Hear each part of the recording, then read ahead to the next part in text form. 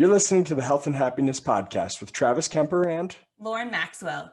Each episode, we share easy-to-implement strategies to improve your health, happiness, and overall quality of life. I like warm hugs. Olaf. How's it going, Travis? Going well. I watched Luca this week, and I won't spoil it, but after last week's episode, I took notice to the things we had talked about in the episode and the research that we found. And the pro-friendship, pro-social behavior is no joke. It's nonstop throughout the whole movie. That's awesome. It was a very good movie. I highly recommend it. But yeah, it was it's like, oh yeah, one good thing per minute. Yeah, I could see that. Wow. I didn't count, but I think seemed pretty close. Yeah, I think that's probably a good estimate. I went hiking all day today. It was awesome. We've had gorgeous weather. It's been like 60 to 70, and we've had rain. Oh, that's beautiful. Yeah, and we've had rain like 3 days in a row. We've gotten rain, which is weird for out west, in case you are not aware. So we went 6 miles, saw some beautiful mountain lakes and fields, and then we're in the woods, and it was awesome. And then Duke ran a lot. Yay! I would guess like 12 to 15 miles. It was good. Oh, that's great. He's up and back and up and back. We had him off leash the whole time, so it was good. And I decided that I'm building my basement gym sooner than I anticipated, and I'm very excited about that. Nice. So it's gonna take me a month or two, probably 2, but yeah, I'll have my basement gym probably before fall. Oh, that's awesome. That's totally one of my goals too, but I don't have a basement yet, so I'm a lot farther out on that goal than you are. When you live in Arizona, nobody has a basement. Well, yeah, but I need another room, and I don't have that, so. Right.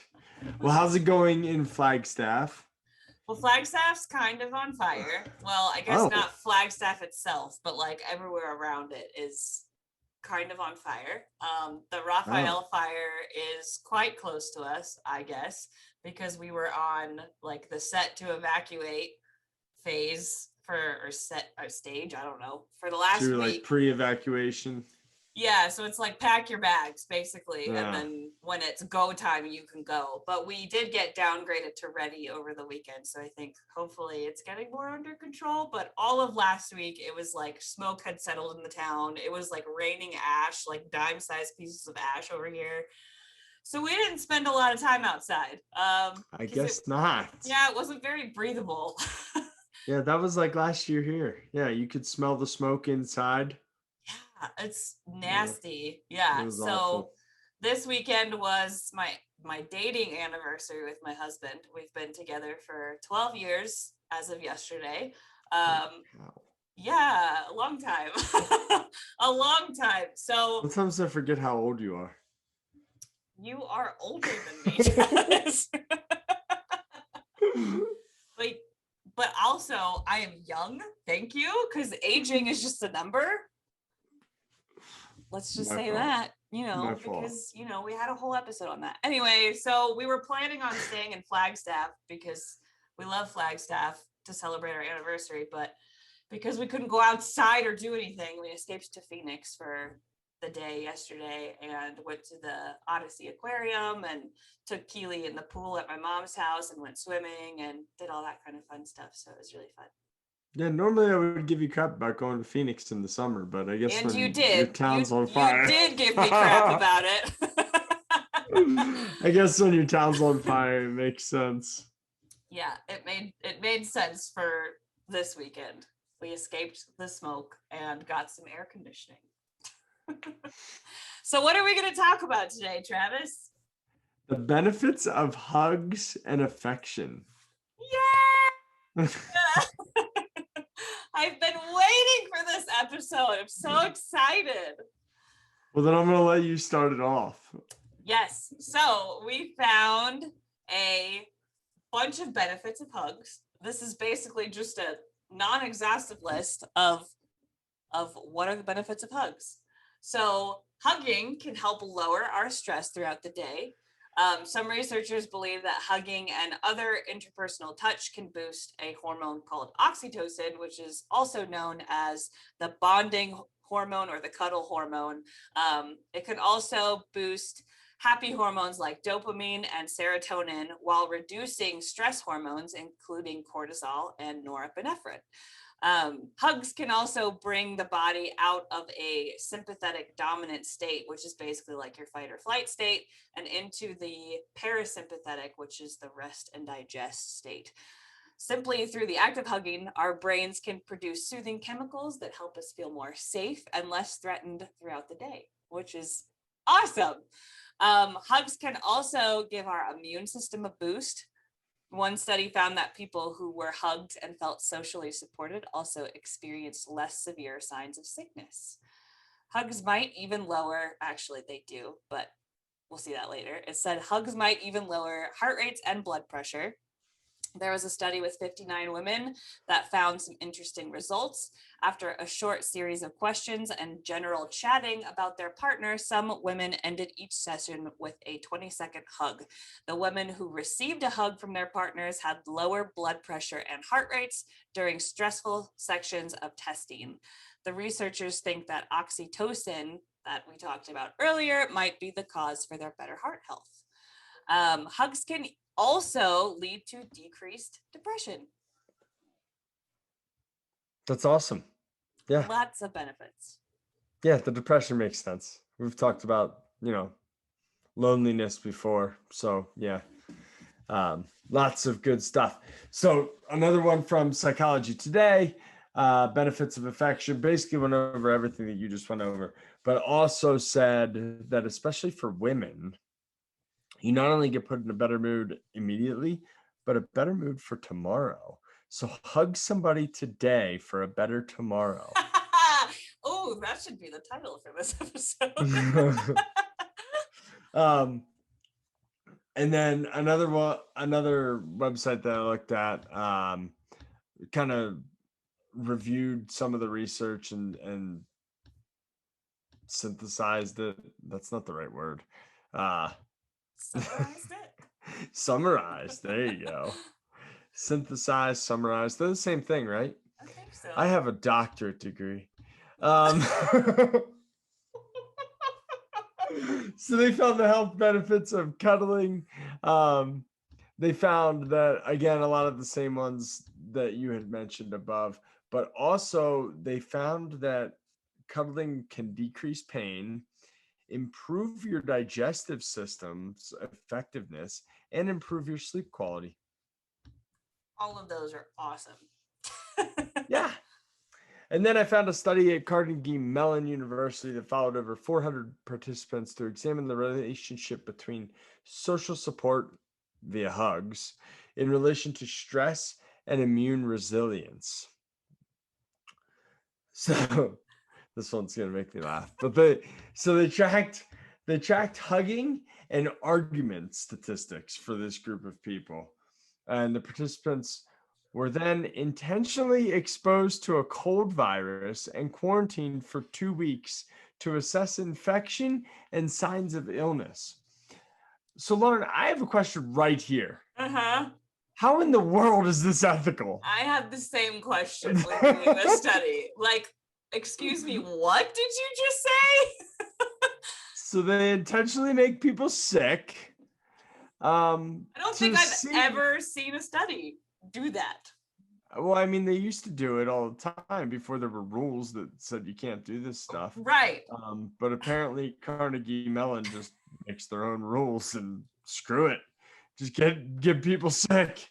So the results demonstrated that a greater perceived social support level and more frequent hugs resulted in less severe illness symptoms across the board, whether or not the individuals had been in arguments. So what they found is that arguments don't matter. You can argue all you want. Just give lots of hugs. Yeah.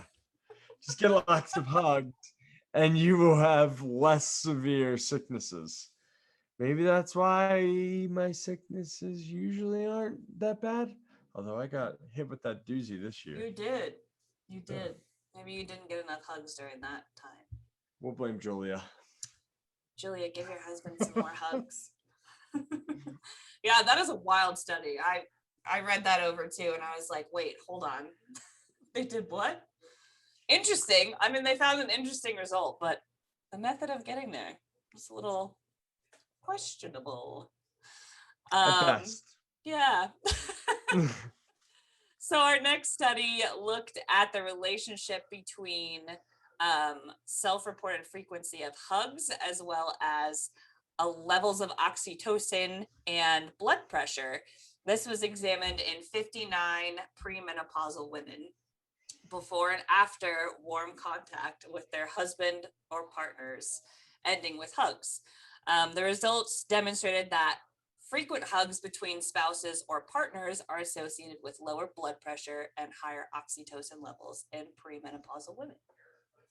So again, it's that oxytocin, which is that bonding hormone or cuddle hormone that makes you feel all good inside. And also, you have lower blood pressure. That's a good benefit. So our next study comes from Canada, and this was a survey. So not the greatest evidence, but these are self-reported things. So they surveyed 20,258 adults over the age of 65 or 65 or greater. They examined the relationship between self-reported availability of hugs and self-rated health. So how available are hugs in your life, and what is your health in your opinion? And what they found was that the results demonstrated that participants who had more hugs available to them were significantly more likely to have a higher self-rated health than those who did not have hugs available to them. So that's awesome. Even if, whatever the changes in your body and brain are because of hugs, your belief of your health is going to get better, according to this survey. Yeah, that's awesome. Hugs are good. Hugs are healthy. Hugs boost a lot of things for a lot of people. Yeah. So our next study is looking at affection expressed to others and how that affects your happiness, your self-esteem, your fear of intimacy, or your susceptibility to depression, and your relationship satisfaction. So they studied 1,144 subjects in 3 studies. The results indicated that affection expressed to others is associated with numerous individual and relational benefits, including increased happiness and self-esteem, decreased fear of intimacy and susceptibility to depression, and a higher relationship satisfaction. And this study was looking at all of those things in relation to the person who is expressing affection to others, correct? I think that's what you said, Travis, when you read it. Yes. So when I read it, I was like, oh, Lauryn would force me to hug her every day because she's selfish. Yes, super selfish because I got all these benefits. But according to all the other research that we've already talked about, you're welcome for forcing you to be hugged every day because I've improved your life. Thanks, Lauryn. You have improved my life. I'm always looking out for you, Trav. So, Lauryn, how many hugs do you get per day? How many do I get per day? Yeah. I don't know. I guess it depends on the day. I would say between 4 and at least 10. Between 4 and at least 10? Yeah. That's a pretty big range. It is but I mean, it depends on the day. Sometimes I only see my husband and I only see him for a few hours and I'm only going to get so many hugs. You know what I mean? I do have a dog. I don't know. Are we counting hugs that I give to dogs or is it only people who hug me? I don't know, but there's a family therapist named Virginia Satir, who said, "We need 4 hugs a day for survival, 8 hugs a day for maintenance, and 12 hugs a day for growth." Oh, so I'm not getting the growth part, but I'm at least getting the survival part. You're at least going to stay alive. Yeah, I don't know how many I get. Maybe I should start counting, but I'm a hugger. Yeah, me too. So I get quite a few. Yeah, I love hugs. I like warm hugs. But I also am like, I think we've talked about this a long time ago in our friendship episode, but I'm like a physical touch person. That's like one of my love languages. So like, I like to be hugged like a lot. And sometimes I want to be hugged for like hours. And I like people don't I think we call it cuddling. Yeah. But like I need like a strong hug for like hours, like a squish you hug, which is a little bit more than cuddling. And a lot of times people don't want to hug me for like an hour. So a-holes. I know. So my suggestion, if you're like me, is get a weighted blanket and it feels like a really big hug for a really long time. Also get a dog, because my dog will let me hug her 8 million times a day. So if hugging a dog counts, I succeed the 12 hugs a day for growth.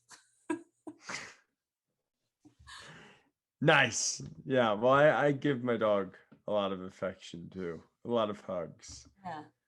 Sometimes Hugs are my favorite. Sable used to get real wide eyes. Be like you could tell that she was kind of scared. Like, I think I was a little bit in her personal space. Buddy used to love hugs though. Aww. Yeah, I miss them. Anyway, do you have anything to add before we wrap this up? I don't think so. Give somebody a hug today. I was gonna say a challenge is, yeah, maybe even count your hugs. Ooh, I want to do that. To make sure you get enough. Yeah, but I want to do that. Yeah, make sure you're hugging everybody in your house multiple times today and tomorrow, and see how you feel. You'll feel better tomorrow, according to that one study, especially for if you're a women. woman. Yeah.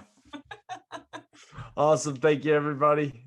And we will see you next week for another episode. Bye. Bye. Thank you for taking the time out of your busy day to listen to this episode of the Health and Happiness Podcast.